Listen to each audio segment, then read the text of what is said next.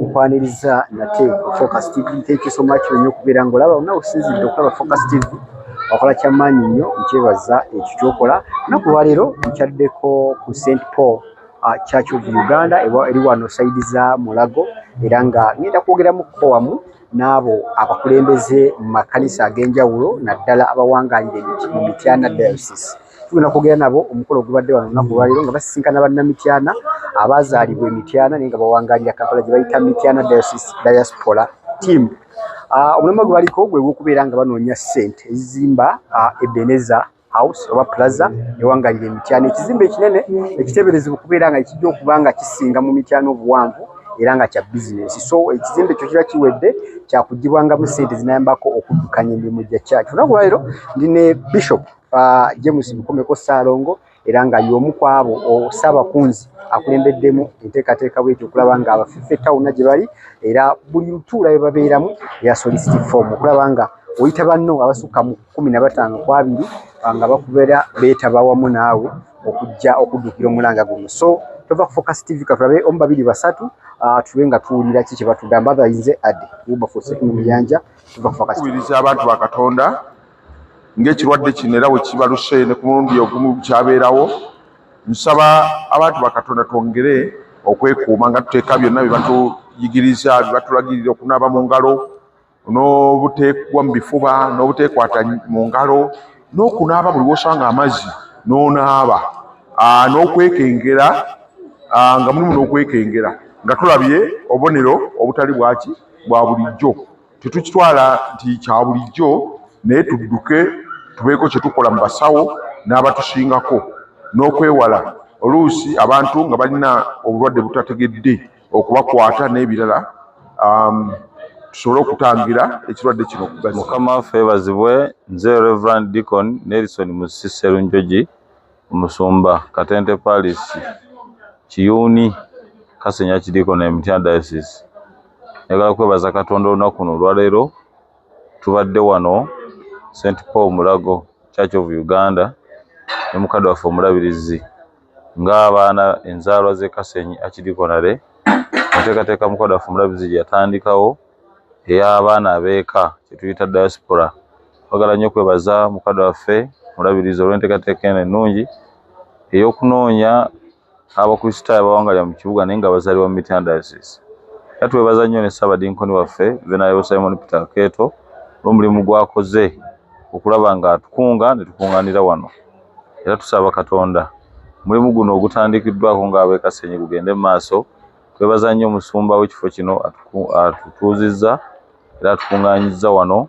Twebaza nnyo coordinator w'e Kasenyi Ordinary Mutungi Danson. Twebaza nnyo olw'enteekateeka ennungi bwetyo. Tusaba Abakristaayo mwenna abakyali eyo mu kibuga omuwangaalira eyo omulabirizi waffe atunoonya tukole emirimu naye nga tuddayo mu bulabirizi bwaffe mu makanisa gaffe mu Bwassaabadinkoni bwaffe nga tukola emirimu egyo kubanga eyo y'ensibuko yaffe gye tuva tuzaalibwa tuzzayo abaana nga tubabatiziza eyo gye tuziikibwa. Kale nkubiriza mwenna abawangaalira mu kibuga eno saamulowooze nnyo kanisa eyo gye wabatizibwamu gye wazaalibwamu obusumba bwo Obussaabadinkoni awamu n'obulabirizi. Enteekateeka eno omulabirizi gyaliko. Neebaza nnyo mwenna ba coordinators basaba tugende mu maaso era ne diaspora egatta ffenna ng'obulabirizi nga 18 July ku Mengo Senior School tujujjumbire. Tubaagala nnyo. Mukama abatuweera omukisa. Amiina. Njagala okwebaza Katonda. Nze Bishop James Bukomeko Ssaalongo omulabirizi ow'okutaano ow'Emityana. Olunaku lwaleero tuli wano e Mulago ku St. Paul Church nga tukuŋŋaaniddewo okusinkana abaana ab'Emityana abava mu Bwassaabadinkoni obw'e Kasenyi nga tugezaako okwemanya tusobole okuweereza Katonda nga twemanyi abaana bava mu dayisisi y'Emityana nga tuwangaalira mu bitundu bino ebya Kampala n'emirirwano ate mu Bwassaabadinkoni obw'e Kasenyi. Neebaza bonna abasobodde okujja nga tweteekerateekera olukuŋŋaana olunene ennyo olwanga ennaku z'omwezi 18 omwezi ogw'omusanvu mu kusaba okubeerawo buli mwaka. Era tujja kubeera mu kifo kyaffe ekya bulijjo Mengo Senior School era nga tujja tutandika okusaba mu chapel essaawa 3 era njagala kukozesa omukisa gwe gumu nkunge n'abalala bonna abampuliriza bw'oba ng'ozaalibwa Mityana mu dayisisi si Mityana mu kibuga dayisisi y'Emityana ekolebwa districts 5 Mubende Kiboga Kyankwanzi Mityana Kasanda mu bitundu ebyo bwanga mwova oba wa dayisisi y'Emityana kale abampuliriza era abandaba mbayita abaana abako n'abazzukulu ng'olina akakwate k'Emityana. Bishop, lwaki abantu bano bajja nsonga ki bebayisa ku 18? Tubeera n'okusaba buli mwaka nga bwe ŋŋambye nga tubasabira omukisa Mukama abayambe gye muwangaalira eno buli bwe munaalinyanga ekigere mulyewo nga bw'atugamba Mukama era n'okubategeeza biki ebikolebwa n'okwongera okubaagazisa dayisisi yaabwe n'okuweereza gye tuva tuleme okwerabirayo tusigale nga tukola nga tukozesa n'emikwano gyaffe betusisinkanye gye tukolera baganda baffe betusisinkanye eno tubeere nga tuli muntu omu y'ensonga enkulu ennyo eyo kubasabira omukisa n'okwongera n'okutwongeramu amaanyi okukola ng'ate tukola n'emikwano gyaffe betukwanya bava mu dayisisi ez'enjawulo olunaku oluba lukulu nnyo. Ku mulundi guno e Namugongo twasobodde kuŋŋaana nga bulijjo kyatukosezza kubanga guba mukisa gw'amaanyi nnyo okuŋŋaanirako awamu nga twejjukanya abantu abo abawaayo obulamu bwabwe ne batatya kubanga mubeeramu n'okutambula bano ne batambula miles n'ebigere bakadde banafu naye ne batambula ne bajja bawulira nga bakoledde ddala nga bali abeewaayo ne beewaayo olw'okukkiriza kwabwe okulaba nga tugenda muki maaso kwongera okutunyweza n'okwejjukanya nga tuli wamu okwejjukanya olw'abannaffe abaawaayo obulamu bwabwe olw'okulaba nga obwakabaka bwatulala bugaziyizibwa. Kale ffe ab'omulembe guno kituwa okwezzaamu amaanyi naffe ne tukola ebyo weewaawo tetuyinza kukola nga kiki kye baakola naye bwe kiba kibaddewo nga naffe ate tusobola okukikola singa tukubadde kulwanira kkanisa nga naffe tusobola okuyimirira sigambe nti tetusobola singa kibeerawo nga naffe tuyinza okuyimirira nekuba kuwaayo buki bulamu bwaffe naye olwokuba si kyekiriwo kakati tuyinza okukola ate ebintu ebirala byonna kukola omulimu gwe baayagala tugukole n'okwagala kwaffe kwonna nga tuwaayo obulamu bwaffe tuwaayo ebintu byaffe tuwaayo amagezi gaffe tuwaayo buli kimu kye tuyinza okuwaayo eddiini okusigala nga y'amaanyi ng'ate yeeyongera okugaziwa. Reverend Agnes Kisakye Nalongo, nze ndi Assistant Vicar mu Lutike Namukozi, nze Public Relations Officer wa Mityana Diocese. Twagala kwebaza Katonda olw'olunaku luno kubanga Mukama atukoze bulungi. Olwaleero mukadde waffe omulabirizi the Right Reverend Dr. James Bukomeko Ssalongo atukyalidde mu kibuga Kampala wano. Tubadde wano mu kanisa ya Church of Uganda e Mulago era nga mukadde waffe omulabirizi asisinkanye abaana enzaalwa ya Mityana naye nga bazaalibwa Kasenyi mu busabadinkoni bw'e Kasenyi. Abaana bonna bazaalibwayo, abaawasaayo, abafumbirwayo, abasomeddeko mu Kasenyi, buli alina akakwate yenna ku busabadinkoni bw'e Kasenyi. Ffenna tubadde wano e Mengo tufunye ekiseera kirungi ne mukadde waffe omulabirizi era ng'atukozeemu omulimu mulungi ogw'okutubuulira biki ebigenda mu maaso mu Mityana. Era bannange njagala okubakunga nga Public Relations Officer wa Mityana, mwenna gye muli, buli alaba akatambi kano oyinza okuba nga tova mu busabadinkoni bw'e Kasenyi, oba ova Bamusuuta, oba ova Namutamba, oba ova mu Lutikko, obusabadinkoni bwonna obukola obulabizi bw'e Mityana. Bannange Mityana akolebwa districts 5 yonna gy'oveeyo naye nga kiri nti ova Mityana. Ffenna enguudo zibeere nga emmotoka zonna zigenda Mengo ku senior school yetugenda okubeera mu chapel ennaku z'omwezi nga 18 omwezi ogw'omusanvu. Okusaba kugenda kutandika essaawa 3 zennyini. Mujje nammwe mulabe ku ebyo omulabirizi w'Emityana byakoze mu myaka 6 ate ababuulire n'ebirooto bye by'alina olw'obulabirizi obwo okutuuka ku ntikko yaabo. Tujja kusanyuka nnyo mwenna nga tubalabyeko. Katonda batuwere nnyo omukisa nga mujja nga 18 omwezi ogw'omusanvu omwaka guno gwennyini. Mengo Senior School Chapel. Ennaku z'omwezi 18, ennaku z'omwezi nga 13 lwe lw'omukaaga olujja, omulabirizi w'Emityana agenda kukyalira abaana enzaalwa ya Kasambya. Obusabadinkoni bw'e Kasambya bugenda kukyaza mukadde waffe omulabirizi, era ku mulundi guno ab'e Kasambya bategekedde Kirinnya e Bweyogerere. Eyo omulabirizi yagenda okubeera.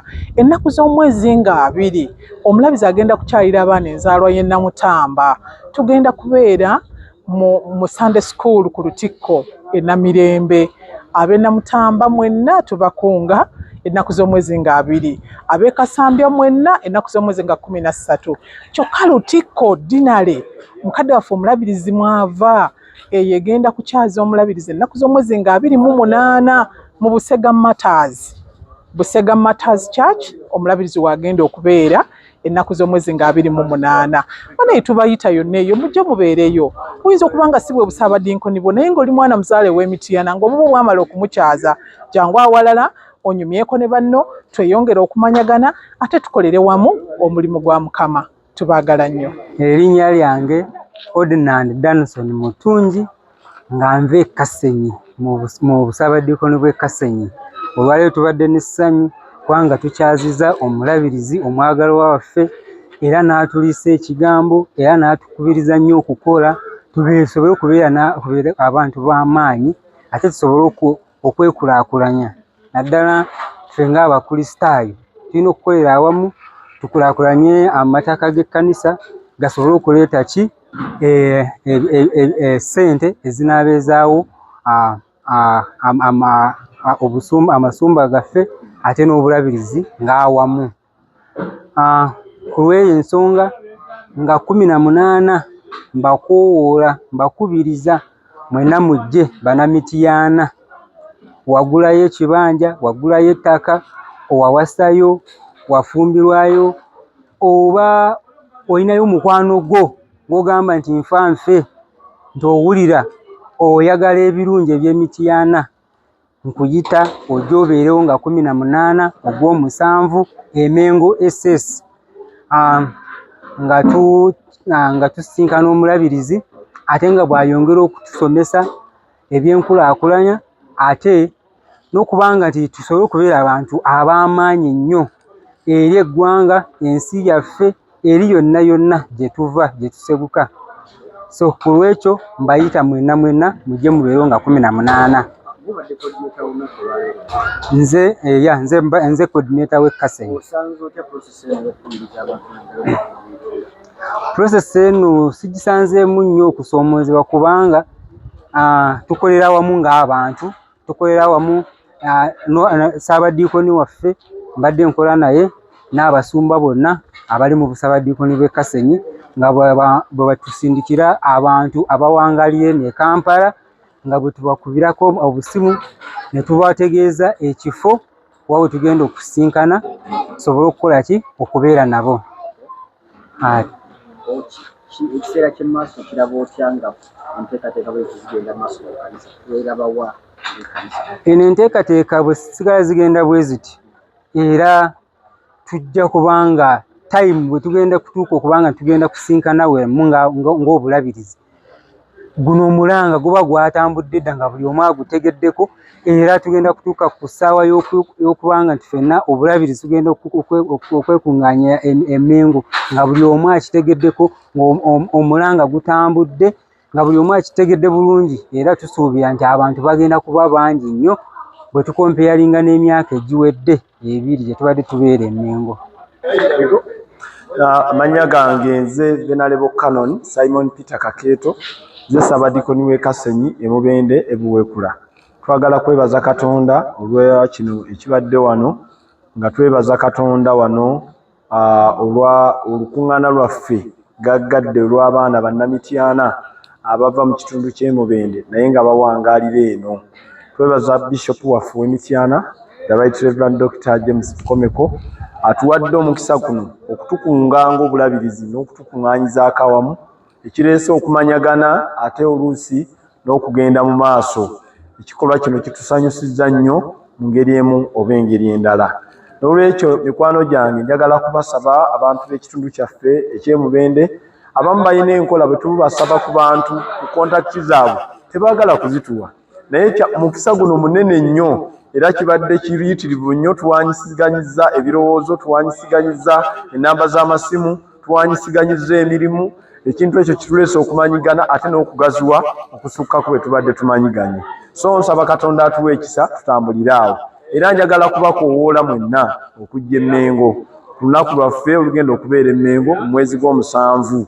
N'olwekyo mbakoowoola abooluganda mwenna mujje tubeere e Mmengo ate tusobole okuwagira n'okulaba nga obulabirizi bwaffe bwa Mityana nga bugenda mu maaso.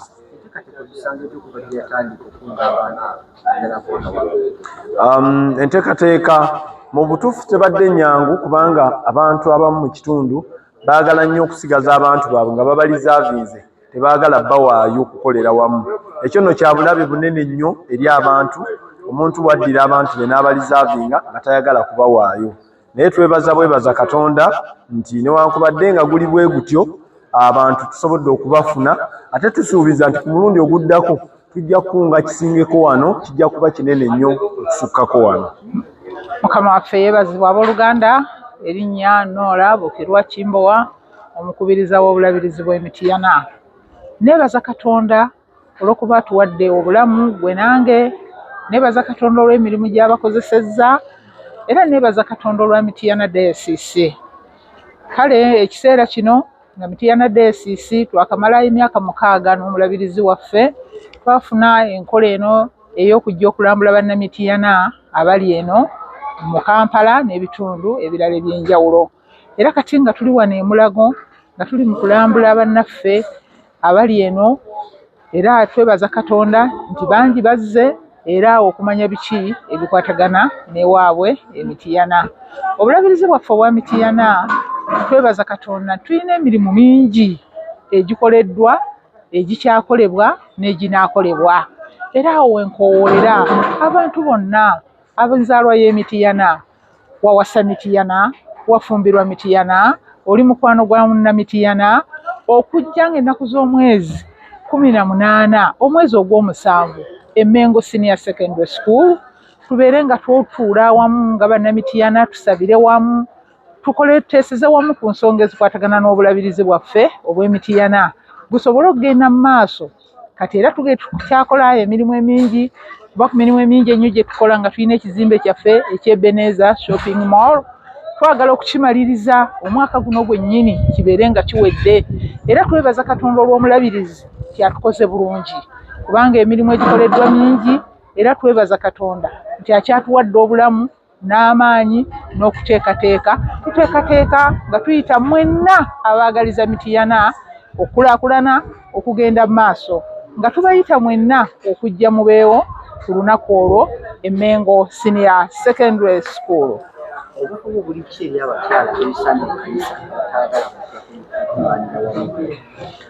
Nkubiriza abakyala bonna kuba neeze ndi mukubiriza ate nga ndi mukyala. Nkubiriza abakyala mwenna tosobola okubeera ng'oli wa buvunaanyizibwa okulera abaana, okukuuma eggwanga lyaffe lino okugenda mu maaso nga weesamba ekkanisa, kubanga ekkanisa eno ye mulezi, ajja kulera gwe maama, akulere n'abaana, akulere n'omwami wo, mulyoke mutwale eggwanga lino mu maaso n'ekkanisa mu maaso. Reverend Byamukama Gregory ly'erinnya lyange. Nze vika w'obusumba buno obwa St. Paul Mulago Church of Uganda, Diocese of Kampala. Nakyazizza omulabirizi w'Emityana ne ttiimu ababaddewo nga bakunga banaabwe olw'omulimu omunene ogw'okuzimba ekizimbe kyabwe okukimaliriza. N'olwekyo tubakubiriza mwenna abooluganda mujje mutukwatireko olw'omulimu ogwo omulungi ogw'okuzimba obwakabaka bwa Katonda mu Mityana Diocese. Mwebale nnyo abawaddeyo ate n'abo abeesunga okujja nga 18 omwezi ogw'omusanvu okujja okutukwatirako ku kintu kino. Mukama abawe nnyo omukisa, mwebale nnyo, mwebalire ddala. Mukama abawa omukisa.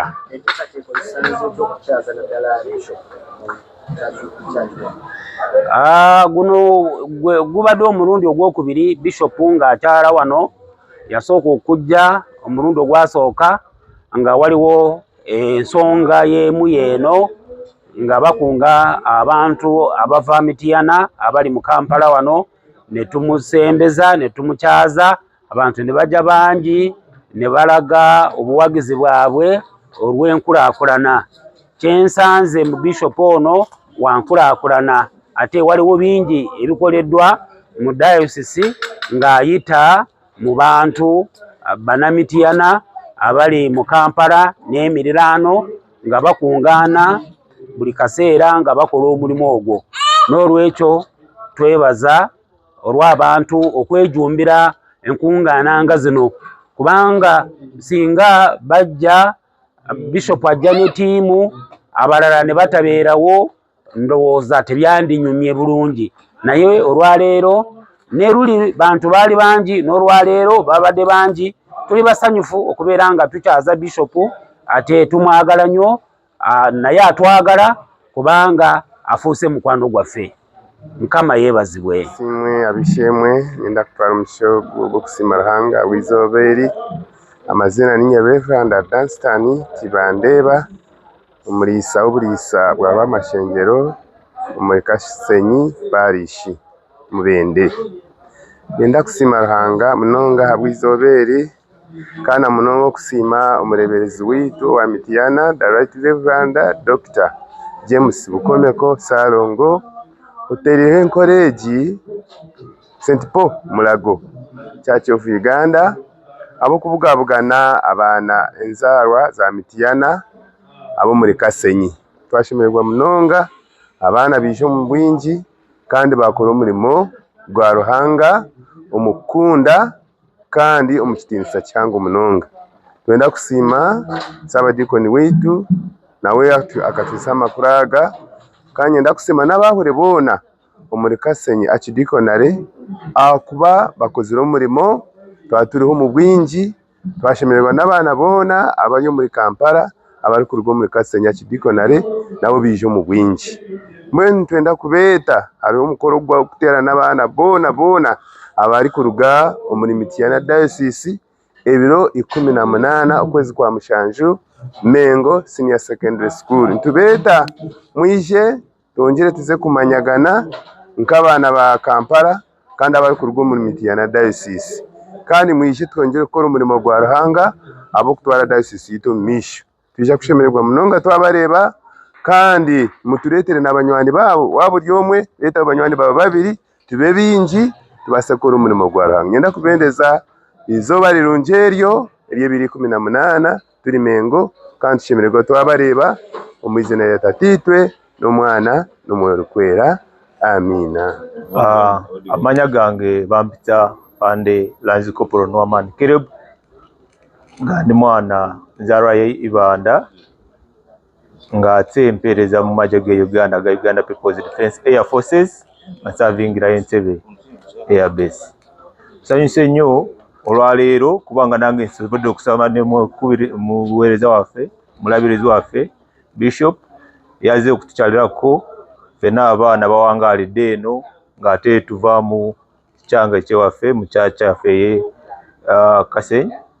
Tusanyuse nnyo okulaba ng'azze tubeerako naye n'atuwa ekigambo, n'atuyigiriza nga bwe tulina okukwatira awamu ffenna gw'omanyi n'ogw'otamanyi, n'omujjako omukago b'Oluganda ne mutandikirawo wokka we mwesanze.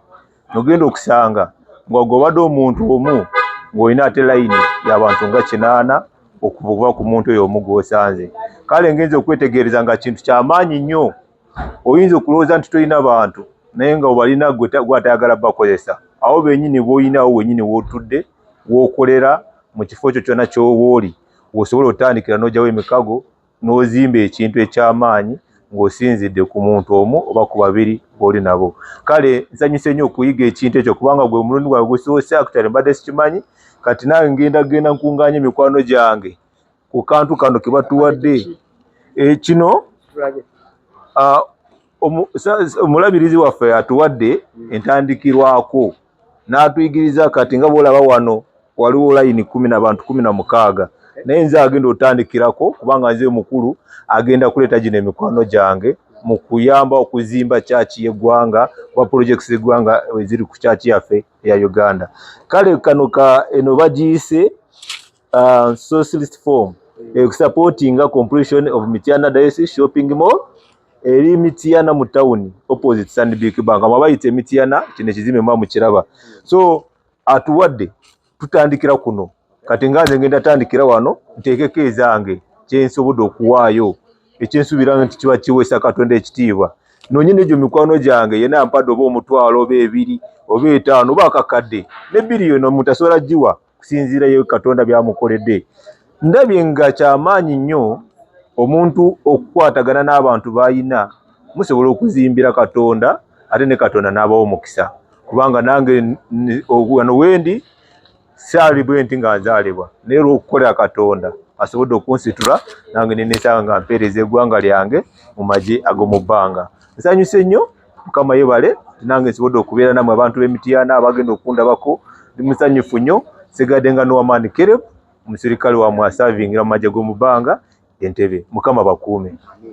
Okuva eri gye twatandikidde mpaka wano nze Ade Wilberforce Muyanja ate era nange ndi wa Mityana Diocese era nga nzaalibwa Kiremera mu Lubuga Parish oba Lubuga Parish Church of Uganda wensabira nga nzize mu kyalo ewaka era abantu beeyo ffenna mbakoowola kulanga mwetaba omulamwa bwe guti.